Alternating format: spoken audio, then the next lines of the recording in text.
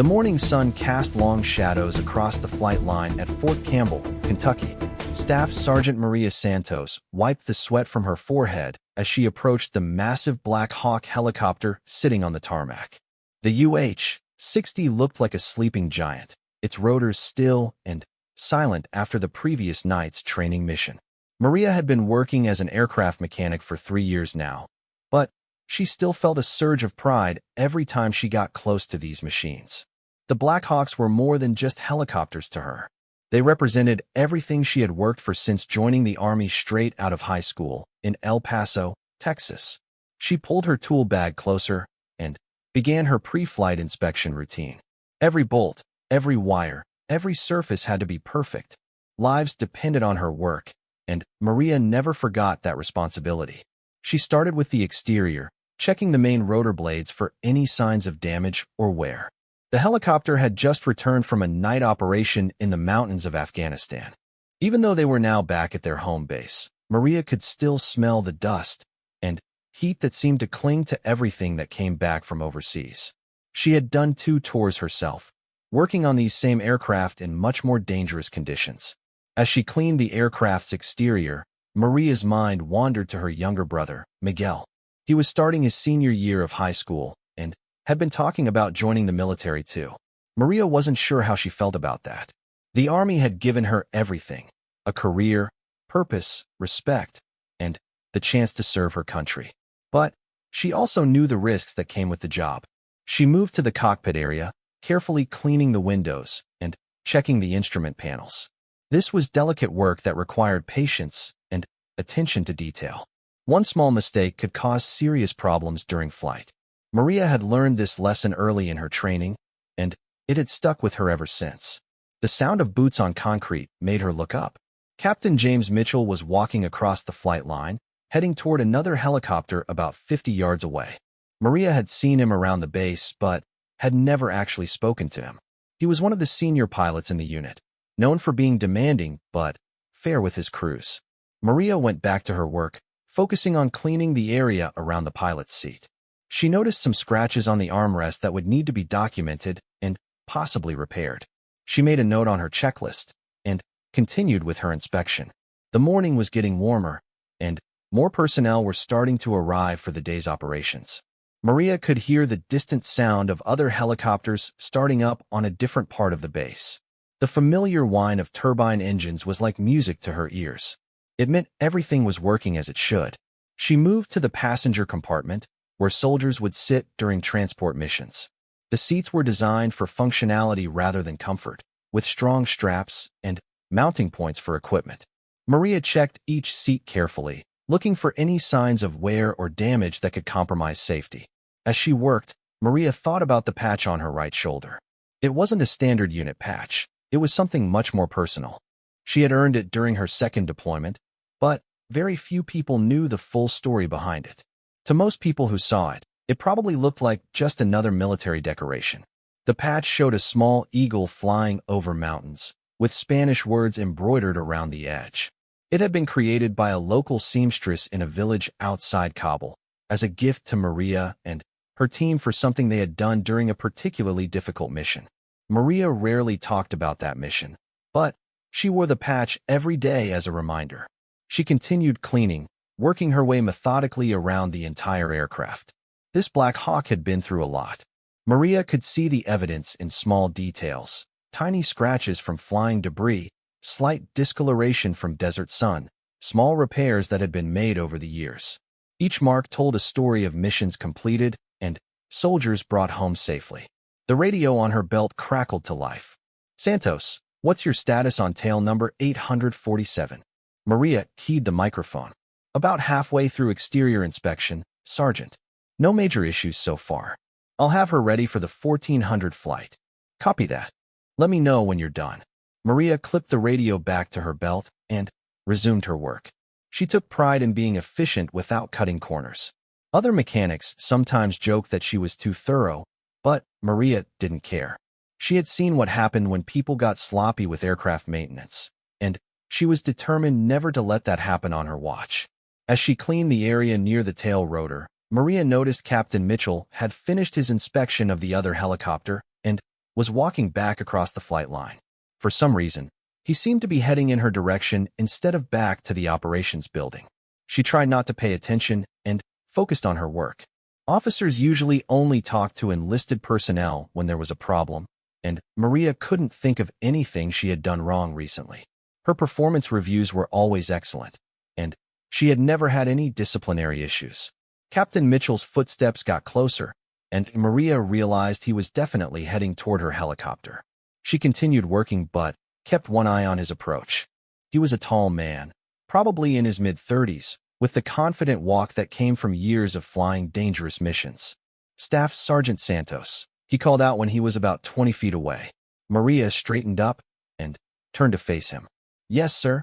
How's she looking today? He asked, nodding toward the Black Hawk. Good, sir.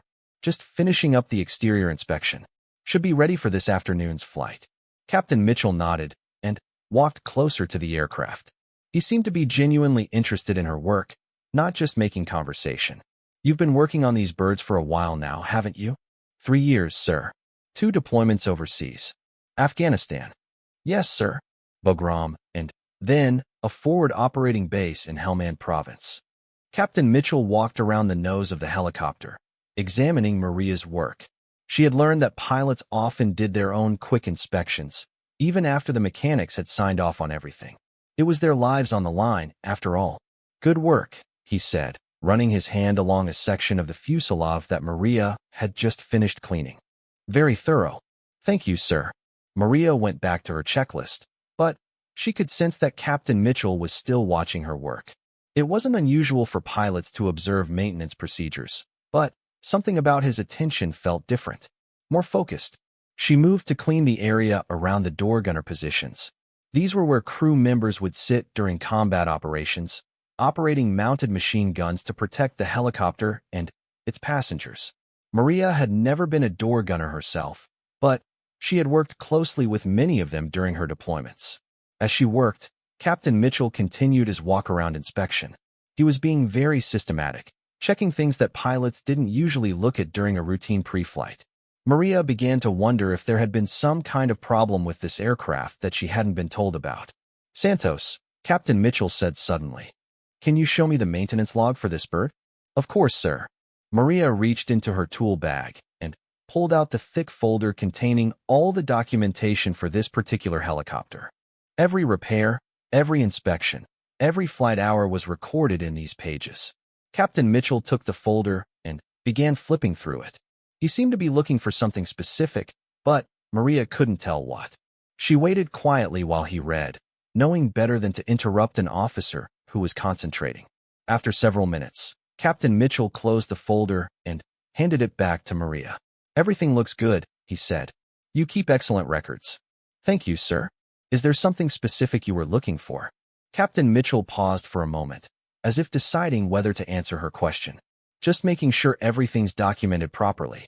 We've had some issues with maintenance records lately. Maria nodded.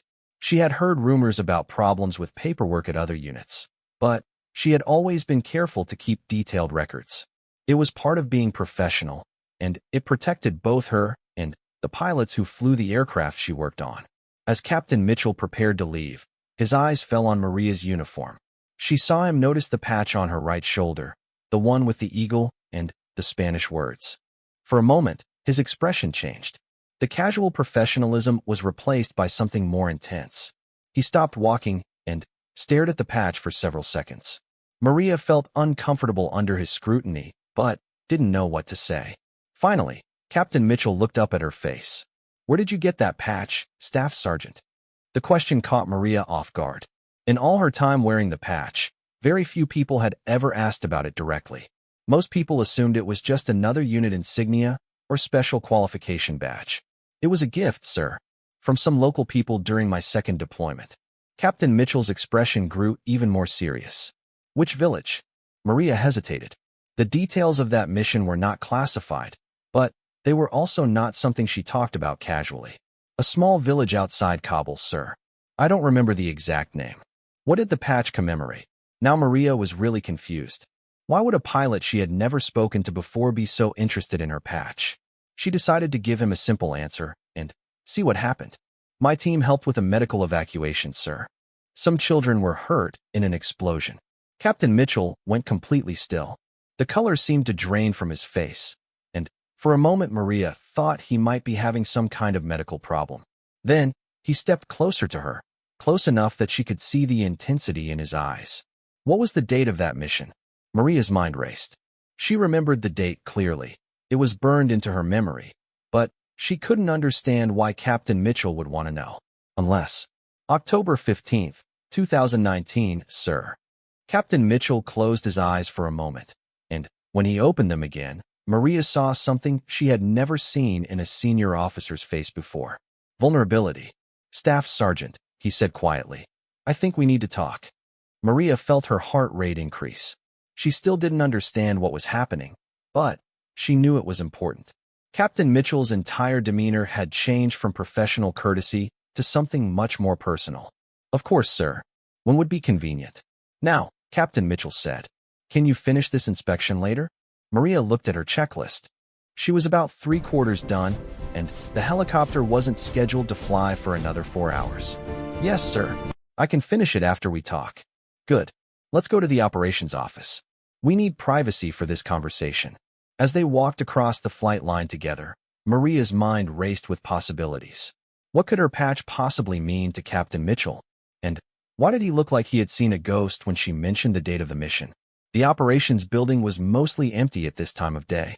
Most of the pilots were either flying or preparing for afternoon missions. Captain Mitchell led Maria to a small conference room and closed the door behind them. Have a seat, Staff Sergeant, he said, gesturing to one of the chairs around a small table.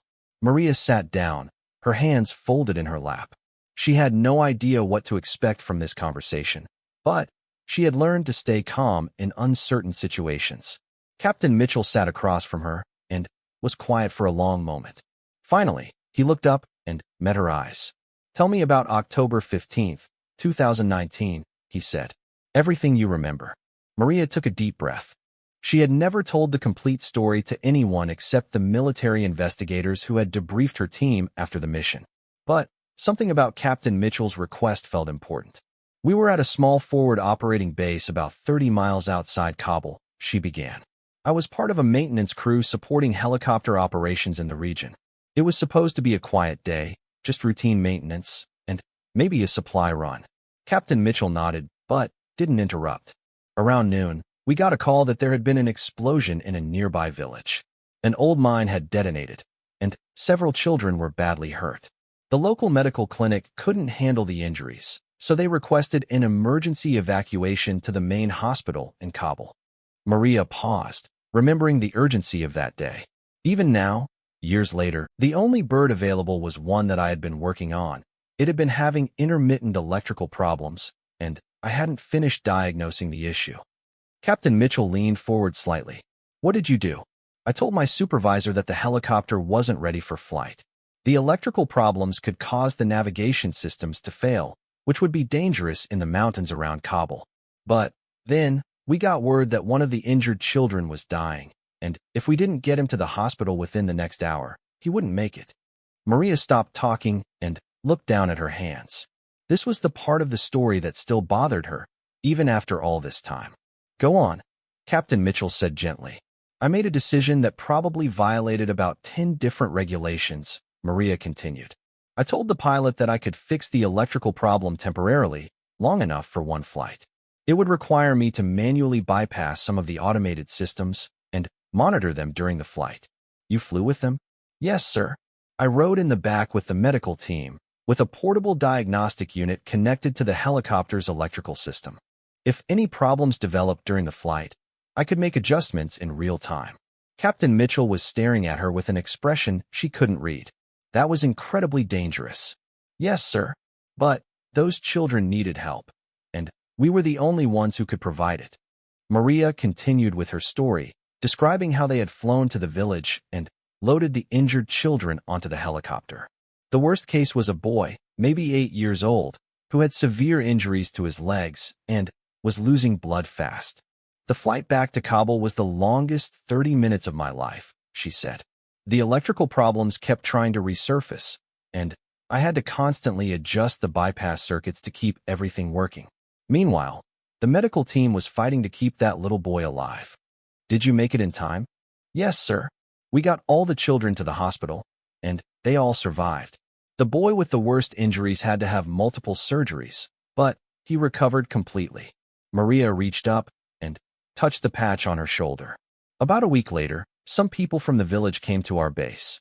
They brought this patch as a gift for our team. It was made by the mother of one of the children we saved. Captain Mitchell was quiet for a long moment after Maria finished her story. Then, he stood up and walked to the window, looking out at the flight line where they had first met. Staff Sergeant, he said without turning around. What was the name of the pilot who flew that mission? Maria thought back. She had worked with many pilots during her deployments, and she didn't always know their names, especially if she only flew with them once. I don't remember his name, sir. It was someone I hadn't worked with before. I think he was new to the unit. Captain Mitchell turned around to face her. His name was Lieutenant James Mitchell. He was 26 years old, and it was his first month in Afghanistan. Maria felt her eyes widen as understanding began to dawn on her. Sir, that was me, Staff Sergeant Santos. You saved my life on that mission. The room fell silent except for the distant sound of helicopters outside. Maria stared at Captain Mitchell, trying to process what he had just told her. The young pilot she had flown with that day had been him, 5 years ago, before he became the experienced officer she knew him as now. I don't understand, sir. How did I save your life? The mission was successful. Captain Mitchell sat back down across from her. What I never told anyone in the debrief was what happened during the flight back to Kabul. About 15 minutes after we left the village, I started getting instrument failures in the cockpit. The navigation system was giving me false readings, and the engine indicators were showing problems that I knew weren't real. Maria nodded. That would have been the electrical issues I was monitoring. I was 26 years old, flying in a combat zone, with a helicopter full of dying children and malfunctioning instruments. I was about 5 minutes away from declaring an emergency and making a forced landing in hostile territory. The weight of his words settled on Maria. A forced landing in the mountains of Afghanistan, with injured children on board, would have been catastrophic. But then, Captain Mitchell continued, I heard your voice on the intercom.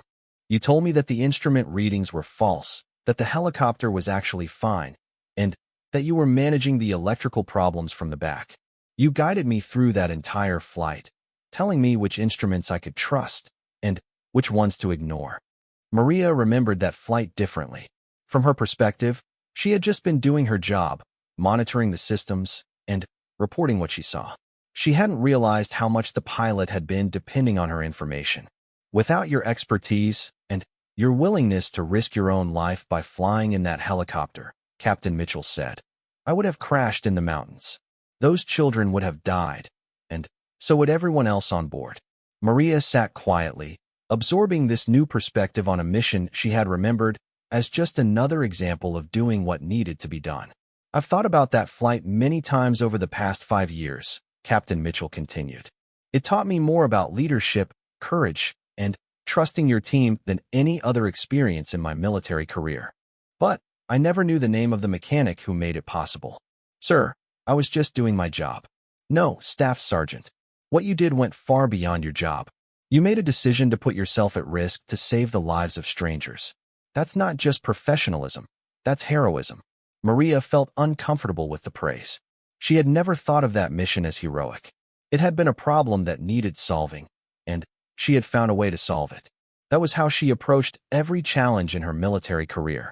The reason I reacted the way I did when I saw your patch, Captain Mitchell explained, is because I remember the ceremony when the village elders presented it to your team. I was there, but I was standing in the back. I couldn't see who was receiving the patches. He paused and looked directly at Maria. For 5 years, I've wanted to find the mechanic who flew that mission with me. I wanted to thank her properly and make sure she got the recognition she deserved. I never imagined I would find her working on aircraft at my own base. The conversation was interrupted by a knock on the door. Sergeant First Class Rodriguez, Maria's supervisor, poked his head into the room. Sorry to interrupt, sir, but we need Santos back on the line. We just got word that the 1400 flight has been moved up to 1300. Captain Mitchell looked at his watch. It was already 11:30. Of course, Sergeant. We're finished here. As they stood up to leave, Captain Mitchell put his hand on Maria's shoulder. Staff Sergeant, this conversation isn't over. There are some things I need to discuss with you about that mission and its aftermath. Yes, sir. Can you meet me back here at 1700? After the flight operations are finished for the day? Of course, sir. As they walked back to the flight line together, Maria's mind was spinning with everything she had learned. The young, uncertain pilot from that day in Afghanistan had become the confident, experienced officer walking beside her. And, somehow, their paths had crossed again in a way that neither of them could have predicted. She thought about the choices she had made that day 5 years ago.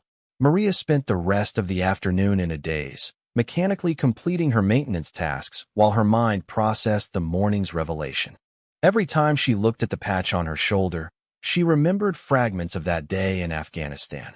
The urgency in the medical team's voices, the steady vibration of the helicopter, the constant monitoring of electrical systems that threatened to fail at any moment. The 1300 flight went off without a hitch. Captain Mitchell was the pilot, and Maria watched from the ground as the Black Hawk lifted off and disappeared into the afternoon sky. She couldn't help but think about how different their relationship was now compared to just a few hours earlier.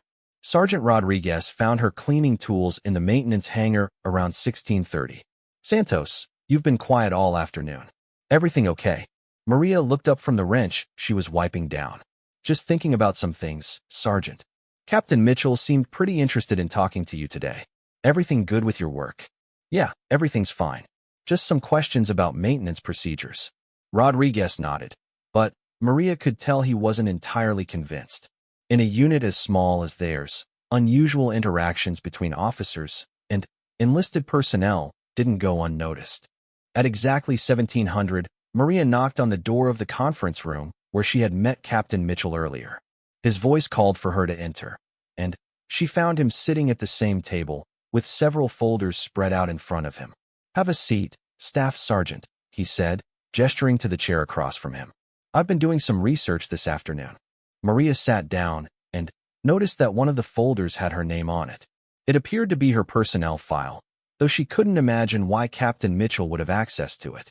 I hope you don't mind, Captain Mitchell said, noticing her gaze. But I asked the personnel office to pull your records. I wanted to get a complete picture of your military career. Of course, sir. Captain Mitchell opened her file and flipped through several pages. Impressive record, Santos. Top marks in all your training programs, excellent performance reviews from every supervisor, 2 Bronze Star medals, and a commendation for valor during that October mission we discussed. Maria was surprised to hear about the commendation for valor. She had never been told about any such award. Sir, I don't think there's any mistake. I never received a commendation for valor. Captain Mitchell looked up from the file. According to this, you were recommended for the award by your commanding officer at the time, Captain Jennifer Walsh. The recommendation was approved at the battalion level and forwarded to division for final approval. He flipped to another page in the file. But it looks like the paperwork got lost somewhere in the system. The award was never officially presented, and there's no record of it being entered into your permanent record. Maria felt a mix of emotions. She had never expected any special recognition for the October mission, but learning that an award had been approved and then lost was frustrating. How did you find out about it, sir? I made some calls to people who were at the base during that time period.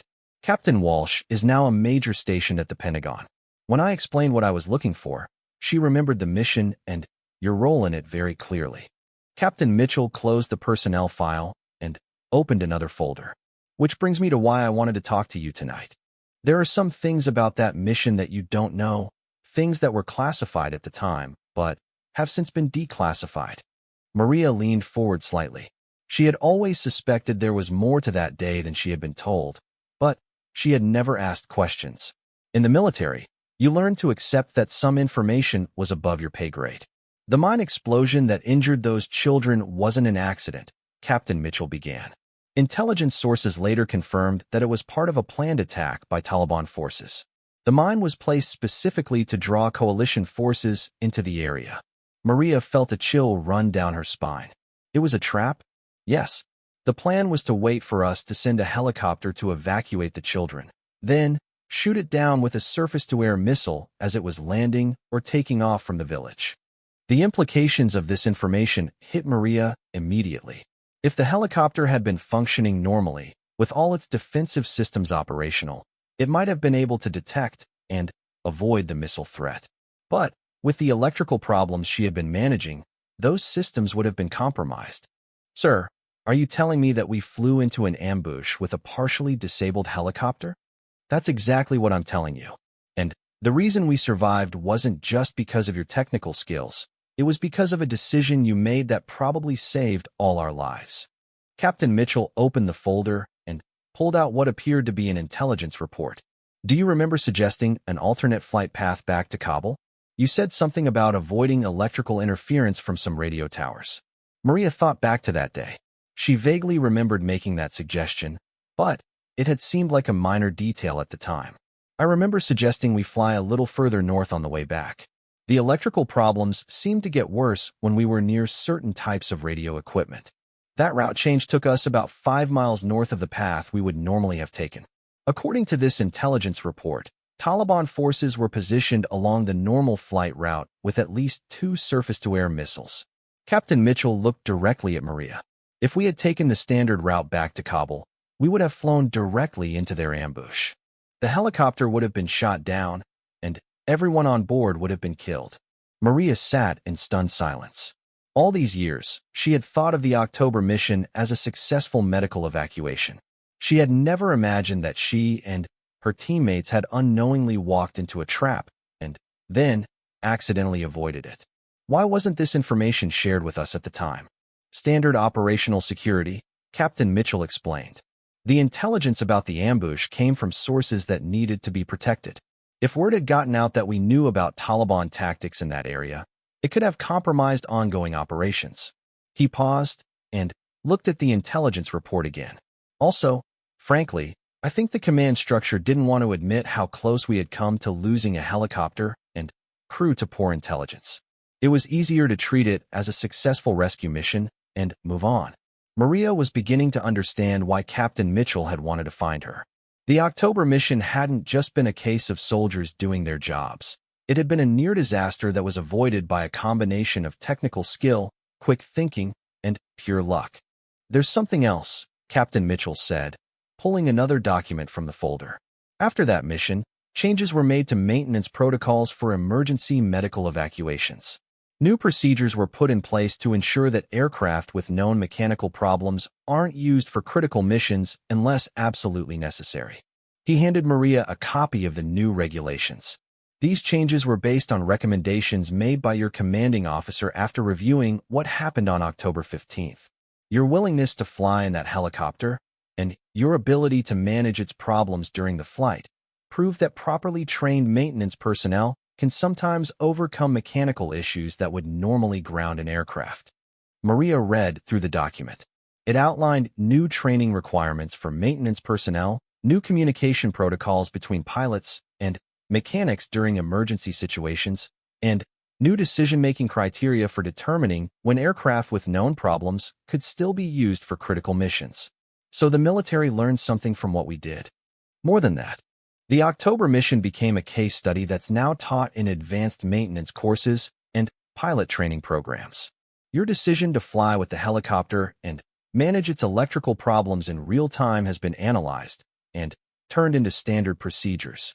Maria felt overwhelmed by this information. She had always thought of that day as an isolated incident, not something that would influence military procedures for years to come. Sir, I'm having trouble processing all of this. For 5 years, I've thought of that mission as just another day at work. Now you're telling me it was much more significant than I realized. Captain Mitchell nodded sympathetically. I understand. I've had 5 years to think about that day and research what really happened. For you, this is all new information. He closed the folders and leaned back in his chair. But there's a reason I wanted to share all of this with you, Santos. What you did on that mission demonstrated exactly the kind of leadership and technical expertise that the Army needs in its senior non-commissioned officers. Maria wasn't sure where this conversation was heading, but she sensed it was important. I've been authorized to offer you an opportunity, Captain Mitchell continued. There's a new program being developed to train maintenance personnel for special operations units. It's designed for people who can think on their feet, make critical decisions under pressure, and work closely with flight crews in high-risk situations. He pulled another folder from the stack and placed it in front of Maria. The program is based at Fort Bragg, North Carolina. It's a year-long course that combines advanced mechanical training with leadership development and special operations tactics. Maria opened the folder and saw information about a program she had never heard of. The course description mentioned working with elite military units, operating in hostile environments, and taking on responsibilities far beyond those of a typical aircraft mechanic. Graduates of this program are assigned to special operations units around the world, Captain Mitchell explained. They work directly with pilots and crew members, often in situations where normal maintenance support isn't available. It's challenging work, but it comes with significantly increased responsibility and opportunities for advancement. Maria read through the program requirements. The academic and physical standards were demanding, and the selection process appeared to be highly competitive. Sir, why are you offering this to me? Because everything I've learned about you, both from your personnel file and from what happened on October 15th, tells me you have exactly the skills and temperament this program is looking for. Captain Mitchell leaned forward. More importantly, I think you're ready for bigger challenges. You've been doing excellent work as a staff sergeant, but you have the potential to do much more. This program could be the first step toward becoming a senior leader in the maintenance community. Maria looked at the program information again. The opportunity was appealing, but it would also mean leaving Fort Campbell, where she had been stationed for over a year. It would mean starting over in a new environment, with new people and new challenges. I need to think about this, sir. Of course, it's a big decision, but I should mention that there are some immediate benefits if you decide to apply. Captain Mitchell opened the personnel file again. First, I've already initiated the paperwork to correct the issue with your commendation for valor. You should receive that award within the next few weeks. He flipped to another page. Second, your commanding officer has agreed to support a promotion recommendation. If you're accepted into the Special Operations Maintenance Program, you'd enter as a Sergeant First Class instead of a Staff Sergeant. Maria felt her eyes widen. A promotion to Sergeant First Class would mean increased pay, more responsibility, and better opportunities for future advancement. It was something she had been hoping to achieve within the next 2 years. Sir, that's very generous, but I haven't even applied for the program yet. The application process is competitive, but I'm confident you'd be accepted. Your technical skills are exceptional, your leadership potential is obvious, and you have real-world experience managing crisis situations. Captain Mitchell stood up and walked to the window again. Santos, I learned something important about leadership on that day in Afghanistan. The best leaders aren't necessarily the people with the highest ranks or the most experience. They're the people who can see what needs to be done and have the courage to do it, regardless of the personal risk. He turned back to face her. You demonstrated that kind of leadership when you made the decision to fly in a helicopter you knew had mechanical problems.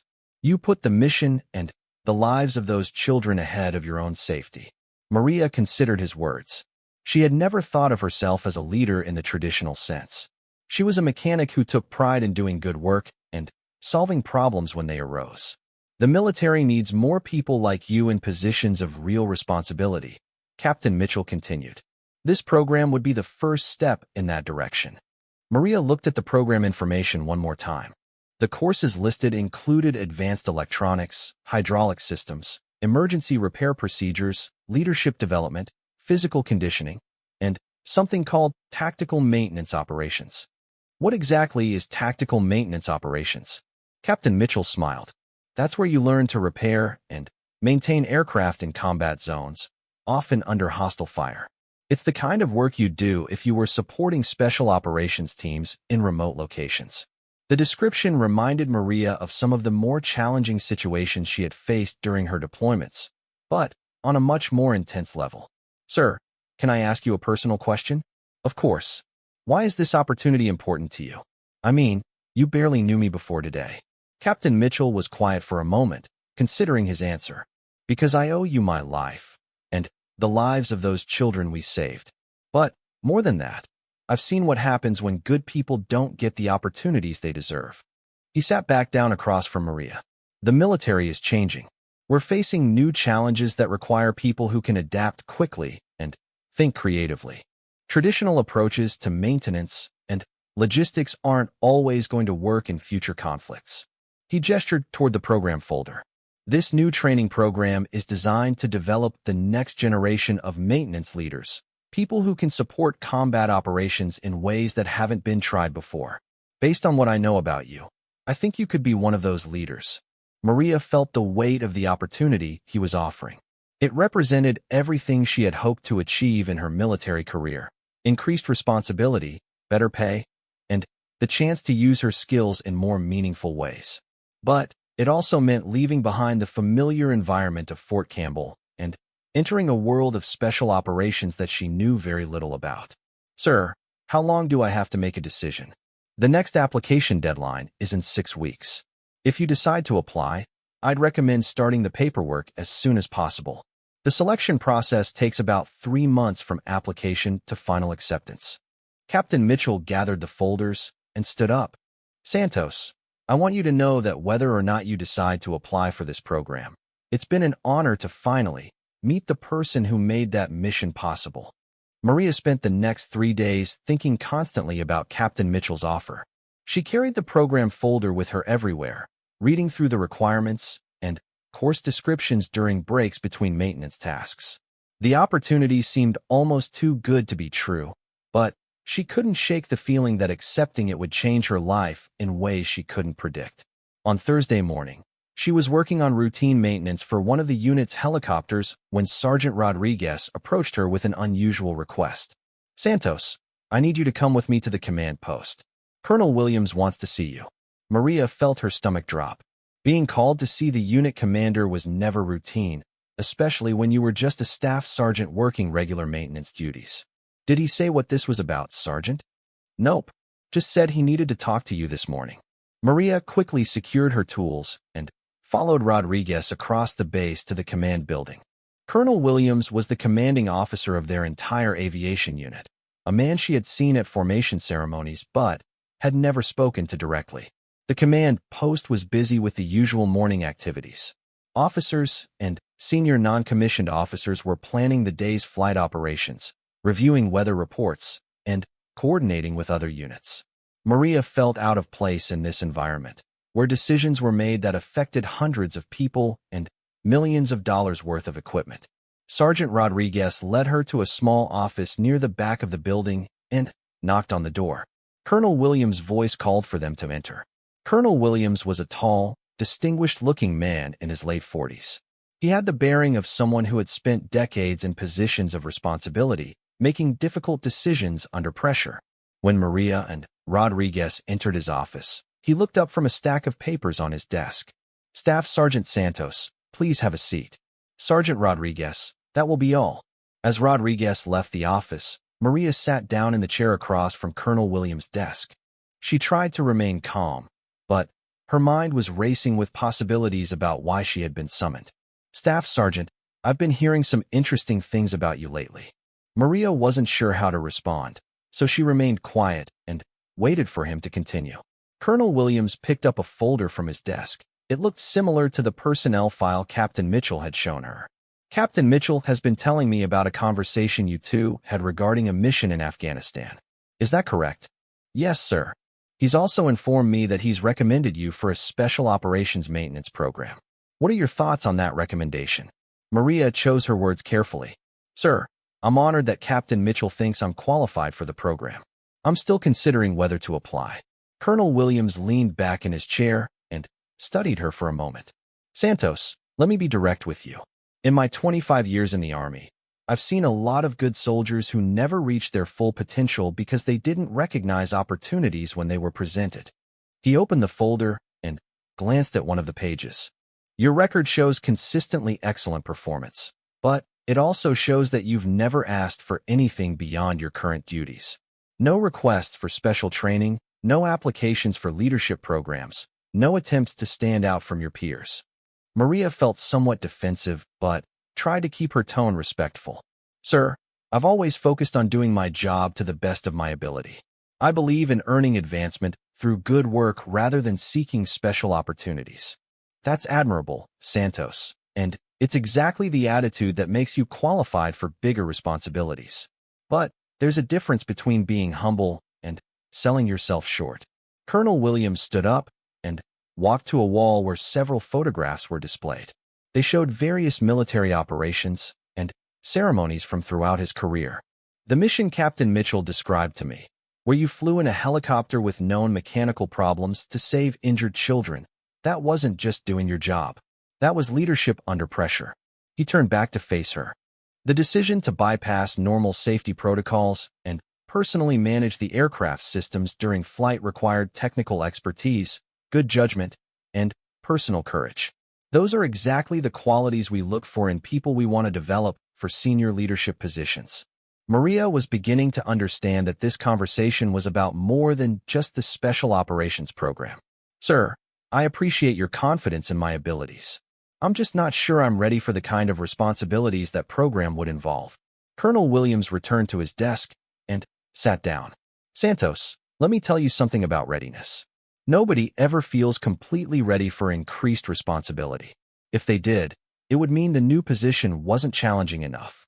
He picked up another document from his desk. I've been authorized to make you an offer that goes beyond what Captain Mitchell discussed with you. If you agree to apply for the Special Operations Maintenance Program, I'm prepared to recommend you for immediate promotion to Sergeant First Class, effective as soon as you're accepted into the program. Maria felt her eyes widen.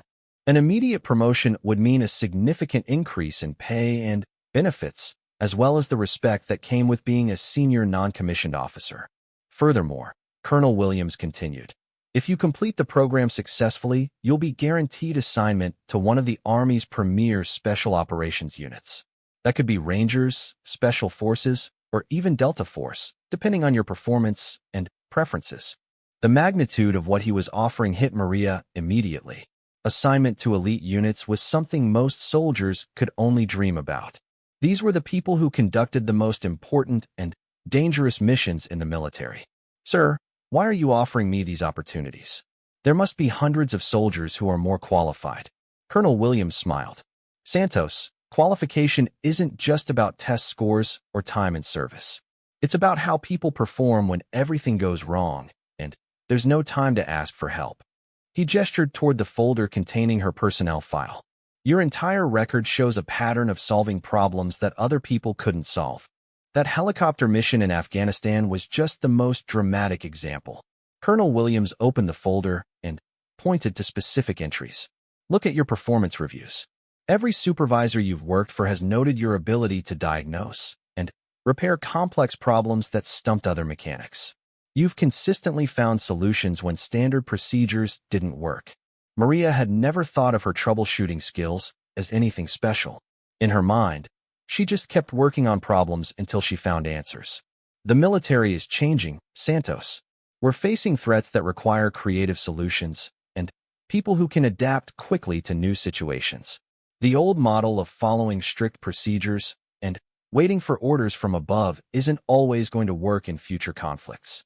Colonel Williams stood up and walked to the window of his office, which looked out over the flight line where dozens of helicopters were parked. Special operations units need maintenance personnel who can think independently, make critical decisions under pressure, and work effectively with minimal supervision. Based on everything I know about you, you have exactly those capabilities. Maria considered his words. The offer he was making represented everything she had hoped to achieve in her military career, but much faster than she had ever expected. Sir, can I ask what would happen if I don't accept these opportunities?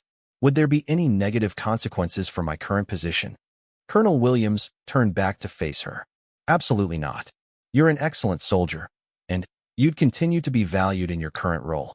But I'd hate to see you miss out on opportunities that might not come around again. He returned to his desk and picked up what appeared to be an official document. Santos, I'm going to be frank with you about something. The Special Operations Maintenance Program is new, and they're looking for people to help establish its reputation. Early graduates of the program are likely to have exceptional career opportunities. Maria read the document he handed her. It outlined the career progression for graduates of the Special Operations Program, including potential assignments, promotion timelines, and advanced training opportunities. People who complete this program successfully could find themselves in senior leadership positions much faster than through traditional career paths. We're talking about the possibility of becoming a master sergeant or even a sergeant major within 10 to 15 years. The timeline Colonel Williams was describing would put Maria in the highest enlisted ranks while she was still young enough to have decades of career ahead of her. Sir, this all sounds incredible, but I have to ask, what's the catch? Opportunities this good usually come with significant risks or sacrifices. Colonel Williams nodded approvingly. Good question. The risks are real. Special operations work is inherently dangerous. You'd be supporting missions in hostile environments, often in remote locations where help might be hours or days away. He picked up another document and handed it to Maria. This is a summary of the casualty rates for maintenance personnel assigned to special operations units over the past 5 years. You should read it and understand what you'd be getting into. Maria scanned the document. The numbers were sobering. While the casualty rates weren't as high as for combat troops, they were significantly higher than for personnel in traditional support roles. There's also the issue of family life, Colonel Williams continued. Special operations units deploy frequently and often on short notice. If you're planning to get married and have children, this career path would make that more challenging. Maria thought about her personal life. She was currently single and had no immediate plans for marriage. The demanding schedule of special operations work wouldn't interfere with family obligations she didn't have. On the other hand, Colonel Williams said, the financial benefits are substantial. Special operations personnel receive additional pay for hazardous duty, and the promotion opportunities mean your earning potential would be much higher than in traditional assignments.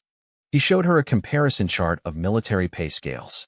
The difference between her current salary and what she could be making as a senior non-commissioned officer in special operations was dramatic.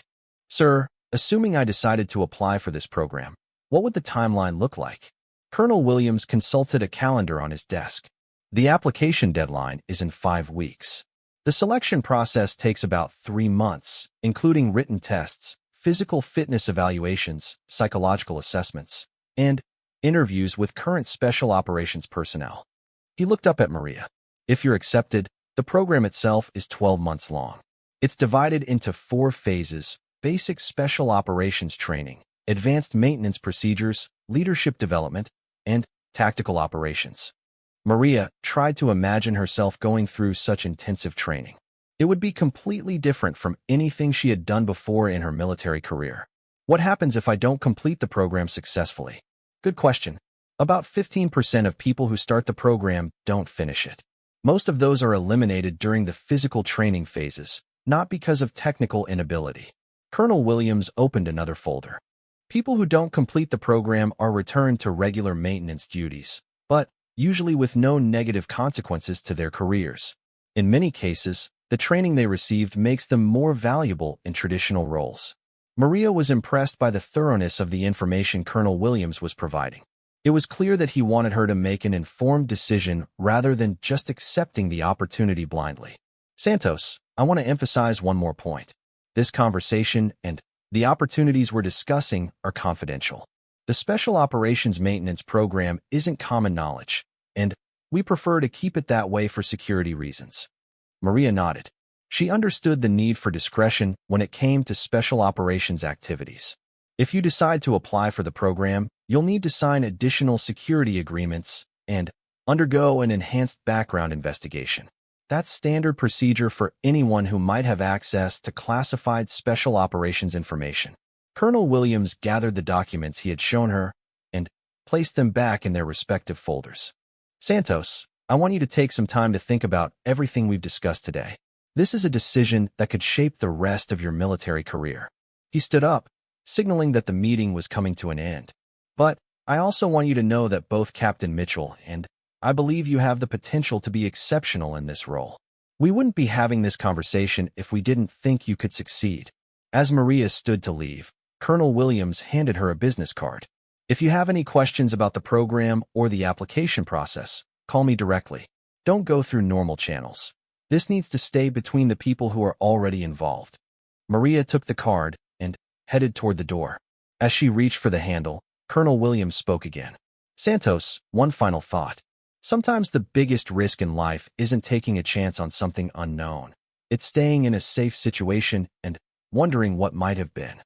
Walking back across the base toward the maintenance hangar, Maria felt overwhelmed by the magnitude of the decisions she was facing. Just a week ago, her biggest concern had been completing routine maintenance tasks on schedule. Now she was considering opportunities that could change her entire life trajectory. She thought about her family back in El Paso.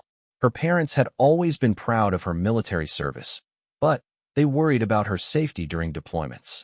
How would they react to news that she was considering even more dangerous assignments? She also thought about her brother Miguel, who was still in high school, and looking up to her as an example. Would it be responsible for her to take on high-risk assignments when he might follow in her footsteps? As Maria reached the hangar where she had been working earlier, she saw Captain Mitchell talking with some of the other pilots. When he noticed her, he walked over. Santos, how did your meeting with Colonel Williams go? Maria looked around to make sure nobody else was listening. It was enlightening, sir.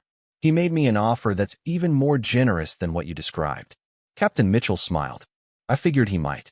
Colonel Williams has a reputation for recognizing talent and making sure good people get the opportunities they deserve.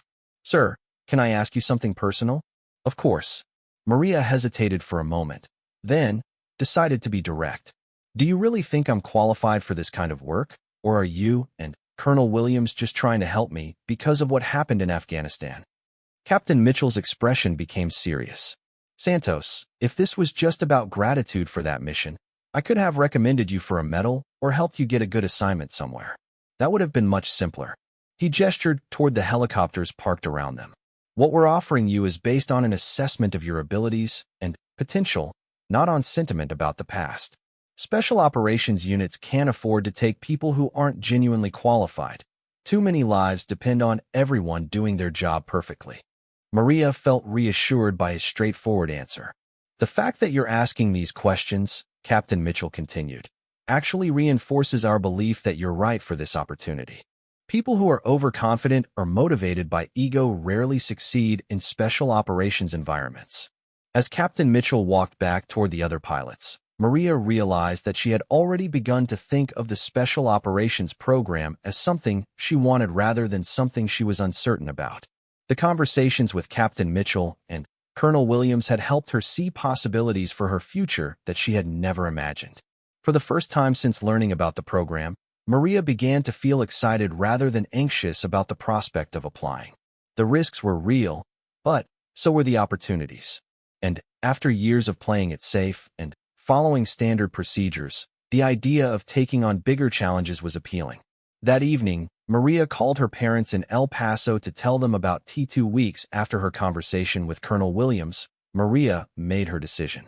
She submitted her application for the Special Operations Maintenance Program on a Friday morning, along with all the required documentation and security forms.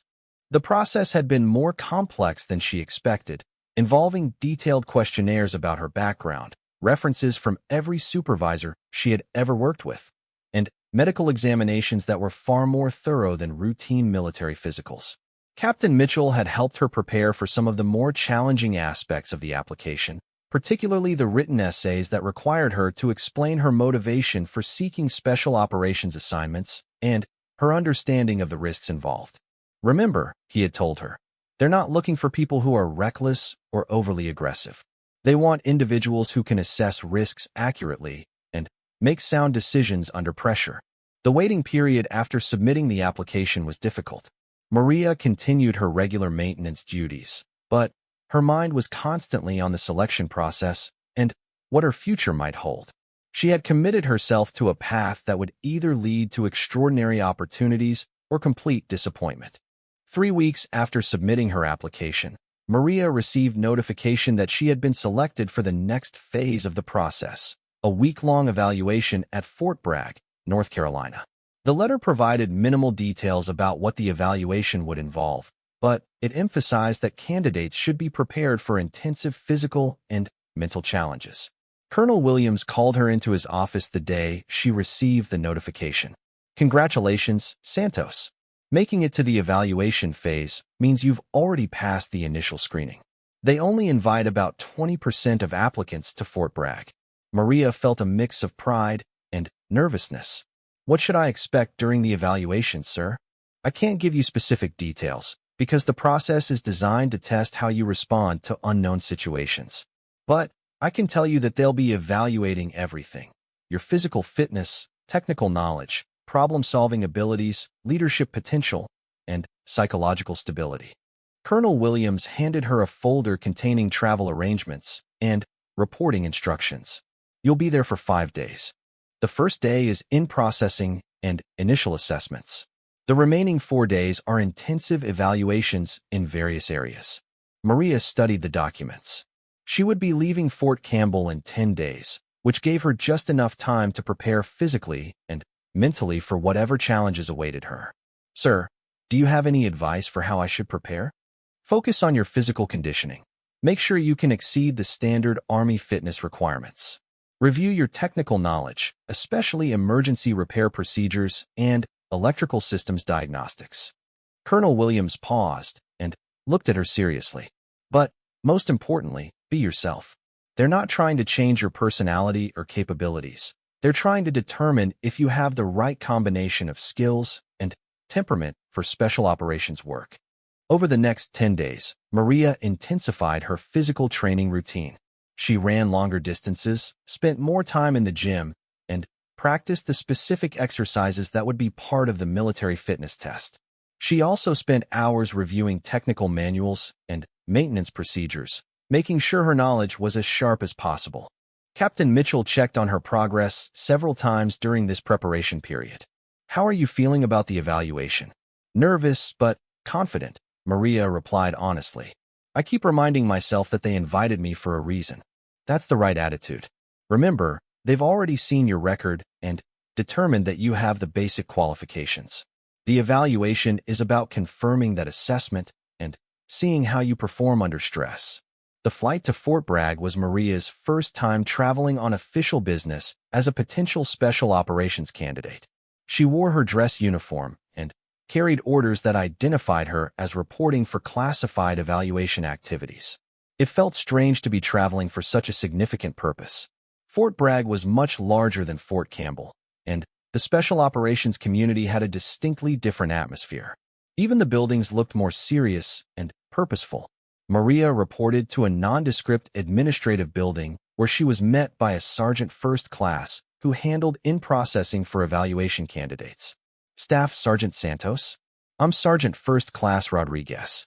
I'll be your administrative contact during your evaluation period. Rodriguez led Maria through a series of briefings and administrative procedures. She signed additional security agreements, underwent more medical examinations, and received an overview of what the next 4 days would involve. The evaluation is designed to be comprehensive, Rodriguez explained. You'll be tested in physical fitness, technical knowledge, problem-solving under pressure, leadership scenarios, and psychological stability. He handed Maria a schedule that showed her activities for each day. The first full day would focus on physical fitness and medical evaluations. The second day would cover technical knowledge and practical maintenance skills. The third day would involve problem-solving exercises and simulated emergency situations. The final day would consist of interviews with special operations personnel and psychological evaluations. One important point, Rodriguez emphasized, is that you're being evaluated constantly, not just during formal testing periods. How you interact with other candidates, how you handle stress, how you respond to unexpected situations, all of that factors into the final assessment. Maria was assigned to quarters in a building that housed other evaluation candidates. She met several other soldiers who were going through the same process, including mechanics, electronics technicians, and logistics specialists. All of them were trying to get into various special operations support programs. Her roommate was a corporal named Jennifer Walsh from Ohio, who was applying for a communications support position with special operations units. Jennifer had been in the Army for 4 years and had deployment experience in Iraq and Afghanistan. This is my second time going through this evaluation, Jennifer told Maria on their first night. I didn't make it through last time because I failed the psychological assessment. Maria was curious about what had gone wrong, but Jennifer didn't seem comfortable discussing the details. The good news, Jennifer continued, is that they let you reapply after a year if you address whatever issues caused the initial failure. I've been working with a counselor to deal with some stress-related problems from my deployments. The first day of formal evaluation began at 0500 with a physical fitness test that was much more demanding than standard Army requirements. Maria had prepared well, and she performed above the minimum standards in all areas. The test was followed by medical examinations that were incredibly thorough, including tests she had never heard of before. The afternoon included a practical exercise where candidates had to navigate an obstacle course while carrying heavy equipment and solving navigation problems. Maria found this challenging but manageable, drawing on her experience with physical demands during deployments. The second day focused on technical knowledge and practical skills. Maria was tested on her understanding of aircraft systems, emergency repair procedures, and diagnostic techniques. She was also given several hands-on problems to solve, including diagnosing simulated mechanical failures and performing repairs under time pressure. This was the area where Maria felt most confident, and her performance reflected that confidence. She completed all the technical challenges successfully and received positive feedback from the evaluators. The third day was when things became really difficult. This scenario reminded Maria of situations she had faced during her deployments, and she was able to draw on that experience to find workable solutions. The most challenging exercise of the day involved a simulated aircraft emergency, where she had to advise pilots on emergency procedures while simultaneously coordinating ground support activities. The scenario was designed to test her ability to handle multiple tasks under extreme pressure. Maria struggled with this exercise initially, but she eventually found her rhythm and was able to manage all the required activities effectively. The evaluators seemed impressed with her ability to adapt and improve her performance as the exercise progressed. The final day of evaluation began with individual interviews with special operations personnel. Maria met with a master sergeant who had 20 years of experience in special operations maintenance, a warrant officer who specialized in aircraft systems, and a major who was involved in planning special operations missions. Each interview focused on different aspects of her background and motivations. The master sergeant asked detailed questions about her technical experience and how she had handled challenging maintenance situations. The warrant officer was interested in her understanding of how maintenance operations fit into larger mission planning. The major focused on her leadership potential and her ability to work effectively with special operations teams. The psychological evaluation was the most intensive part of the entire process. Maria spent 3 hours with a psychologist who asked probing questions about her background, her motivations for seeking special operations assignments, her understanding of the risks involved, and her methods for handling stress and pressure. The psychologist also administered several written tests designed to assess her personality characteristics, decision-making processes, and psychological stability. Some of the questions seemed designed to identify potential problems with judgment or emotional stability. Tell me about a time when you had to make a decision that could have resulted in serious consequences if you were wrong, the psychologist asked. Maria described the Afghanistan mission in detail, focusing on her decision-making process and how she had managed the stress of the situation. How do you handle situations where you don't have enough information to make a completely informed decision? Maria explained her approach to risk assessment and how she had learned to make the best decisions possible with available information, while remaining prepared to adapt if circumstances changed. The final part of the evaluation was a group exercise where all the remaining candidates worked together to solve a complex logistical problem. They were given a simulated special operations mission and asked to develop a comprehensive support plan that addressed maintenance, transportation, communication, and medical support requirements. Maria found herself naturally taking on a leadership role in this exercise, coordinating between different functional areas and helping to ensure that all aspects of the mission were properly supported. Her technical expertise was valuable, but she was most proud of her ability to facilitate cooperation between team members with different specialties. At the end of the 5-day evaluation period, all candidates were called together for a final briefing.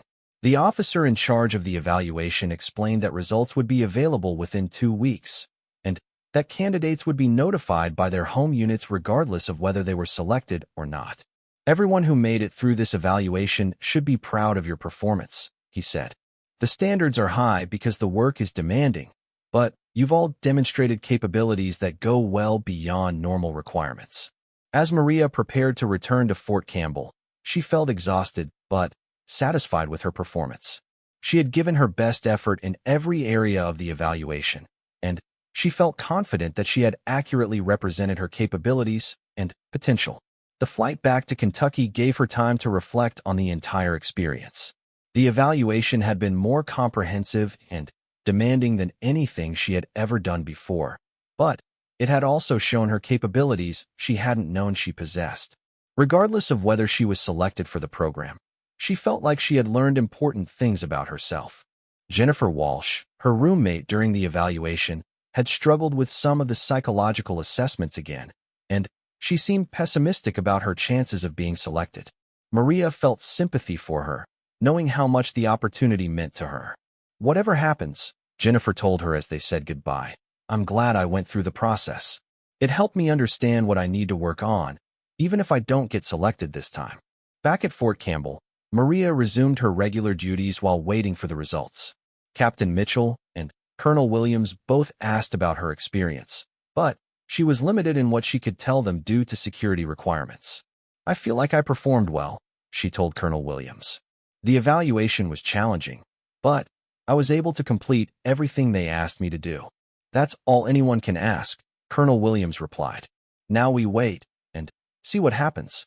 The waiting period was difficult. Maria tried to focus on her regular work, but her mind constantly wandered to the evaluation and what the results might be. She found herself analyzing every aspect of her performance, wondering if she had made any critical mistakes. 2 weeks after returning from Fort Bragg, Maria received a call to report to Colonel Williams' office. She had been expecting this moment, but she still felt nervous as she walked across the base. The meeting could bring news that would change her entire future, or it could mark the end of her special operations aspirations. When she entered Colonel Williams' office, she immediately noticed that Captain Mitchell was there as well. Both officers were smiling, which Maria took as a positive sign. "Staff Sergeant Santos," Colonel Williams said formally, "I have some news about your evaluation at Fort Bragg." Maria stood at attention, waiting for him to continue. "Congratulations. You've been selected for the Special Operations Maintenance Program. You'll report to Fort Bragg for the beginning of training in 6 weeks." Maria felt a surge of emotions: relief, excitement, pride, and nervousness all at the same time. She had achieved something she had never even dreamed of just a few months earlier. 6 weeks later, Sergeant First Class Maria Santos reported to Fort Bragg to begin the most challenging year of her military career. The Special Operations Maintenance Program was unlike anything she had experienced before. From the first day, it was clear that the training would push her beyond every limit she had previously encountered. The program began with 4 weeks of basic special operations training that was designed to prepare support personnel for the unique demands of working with elite military units. Maria and 23 other selected candidates learned advanced physical conditioning, small unit tactics, advanced first aid, and the fundamentals of operating in high-risk environments. The physical demands were enormous. Training days began at 0430 and often continued past 2200. Maria found herself running longer distances than she had ever attempted, carrying heavier loads than seemed possible, and performing tasks that required both physical strength and mental resilience. Her fellow trainees came from various military specialties: mechanics, electronics technicians, logistics specialists, communications experts, and medical personnel. All of them had been selected for their technical expertise and their potential to operate effectively in special operations environments. Maria quickly developed friendships with several of her classmates, particularly Master Sergeant David Chun, a communications specialist with 12 years of military experience, and Staff Sergeant Linda Rodriguez, a medical technician who had served multiple tours in Afghanistan. "This is like drinking from a fire hose," Chen commented after a particularly challenging day of tactical exercises. But I can already feel myself getting stronger and more capable. Rodriguez, who had more combat experience than most of the other trainees, provided valuable perspective on what they were preparing for. The difference between regular military operations and special operations isn't just the difficulty level, she explained. It's the expectation that you'll be able to handle anything that comes up, often with minimal support and no time to ask for help. The second phase of training focused on advanced maintenance procedures specific to special operations aircraft. Maria learned about helicopter modifications she had never seen before, specialized equipment that wasn't used in regular units, and maintenance techniques designed for austere environments where normal support wasn't available. This phase also included extensive training on working with special operations aircrew members. Maria learned that the relationship between pilots and maintenance personnel in special operations units was much closer and more collaborative than in traditional aviation units. In special ops, explained Chief Warrant Officer Martinez, one of their instructors, the maintenance team is part of the mission crew. You're not just fixing aircraft. You're enabling capabilities that can't be achieved any other way. Maria excelled in this phase of training, drawing on her years of hands-on experience with complex maintenance challenges. Her ability to diagnose and solve problems quickly earned the respect of her instructors and classmates. One exercise involved maintaining helicopters during a simulated extended deployment in a remote location. For 2 weeks, the trainees operated with limited parts, minimal equipment, and constant time pressure while supporting continuous flight operations. This is exactly what you'll face in real operations, Martinez told them. You'll have to keep aircraft flying when normal maintenance procedures say they should be grounded. Your job is to find ways to do that safely. Maria found this challenge both stressful and energizing. It required her to think creatively about maintenance procedures and to take calculated risks that would have been unacceptable in peacetime operations. The third phase of training focused on leadership development and small unit operations. Maria learned advanced leadership principles, decision-making under pressure, and how to coordinate complex activities with minimal supervision. This phase included exercises where trainees took turns leading teams through challenging scenarios. Maria discovered that her technical expertise gave her credibility as a leader, but she also learned that leadership in special operations environments required skills that went far beyond technical knowledge. Leadership in special ops is about inspiring confidence in extremely demanding situations, explained Major Thompson, the officer in charge of this training phase. People need to trust that you know what you're doing. Even when everything, thank you, sir. I won't disappoint you. Colonel Williams smiled. I know you won't, Santos. And, effective immediately, you're promoted to Sergeant First Class. Congratulations on that as well. As Maria left Colonel Williams' office with her promotion orders and reporting instructions for Fort Bragg, she realized that her life was about to change in ways she was only beginning to understand. The quiet aircraft mechanic who had simply been doing her job a few months earlier was now embarking on a career path that would take her places she had never imagined. The patch on her shoulder, the one that had started this entire journey, felt different now. It was no longer just a memento of a successful mission. It had become a symbol of how one moment of courage and competence could open doors to possibilities that had previously been unimaginable. The opportunities she was considering. The conversation was difficult, but ultimately supportive. Her father, who had served in the military himself, understood the significance of what she was being offered. Mija, he said in Spanish, we raised you to be strong and to take advantage of opportunities when they come. If this is what you want to do, we'll support you.